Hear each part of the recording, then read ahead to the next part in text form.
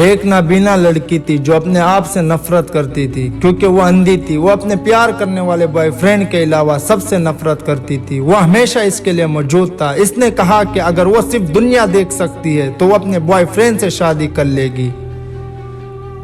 ایک دن کسی نے اس سے آنکھوں کا ایک جوڑا ڈونیٹ کیا اور پھر وہ اپنے بوائے فرینڈ سمیت سب کچھ دیکھ سکتی تھی۔ اس کے بوائے فرینڈ نے اس سے پوچھا، اب جب تم دنیا دیکھ سکتی ہو کیا تم مجھ سے شادی کرو گی؟ لڑکی حیران رہ گئی جب اس نے دیکھا کہ اس کا بوائے فرینڈ بھی اندھا ہے اور اس سے شادی کرنے سے انکار کر دیا۔ اس کا بوائے فرینڈ روتے ہوئے چلا گیا اور بعد میں اس سے ایک خط لکھا۔ خط میں لکھا تھا، میری آنکھوں کا خیال رکھنا۔ اسٹیٹس بدلنے پر انسانی دماغ اس طرح بدل جاتا ہے۔ صرف چند ہی لوگوں کو یاد ہے کہ زندگی پہلے کیسے تھی اور جو انتہائی تکلیف دہ حالات میں بھی ہمیشہ موجود رہے۔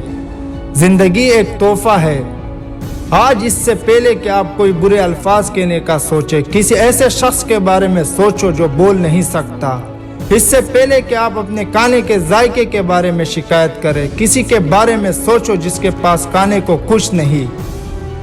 اس سے پہلے کہ آپ اپنے شوہر یا بیوی کے بارے میں شکایت کریں، کسی ایسے شخص کے بارے میں سوچو جو اپنے ساتھی کے لیے خدا سے فریاد کر رہا ہو۔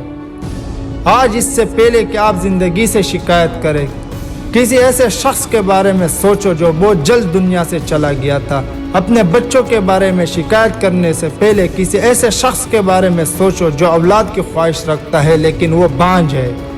اس سے پہلے کہ آپ اپنے گندے گھر کے بارے میں بحث کریں، کسی نے صفائی یا جھاڑو نہیں دی، ان لوگوں کے بارے میں سوچو جو گلیوں میں رہتے ہیں۔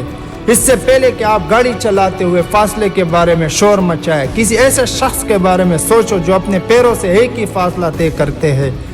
اور جب آپ تک جاتے ہیں اور اپنے کام کے بارے میں شکایت کرتے ہیں تو بے روزگار اور معذور اور ان لوگوں کے بارے میں سوچو جو چاہتے ہیں کہ آپ کی نوکری ہو۔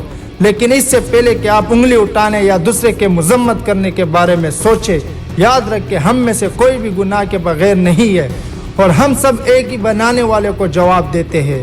اور جب افسردہ کرنے والے خیالات آپ کو مایوس کرنے لگتے ہیں، اپنے چہرے پر مسکراہٹ ڈالیں اور خدا کا شکر کریں کہ آپ زندہ ہیں اور آس پاس ہیں۔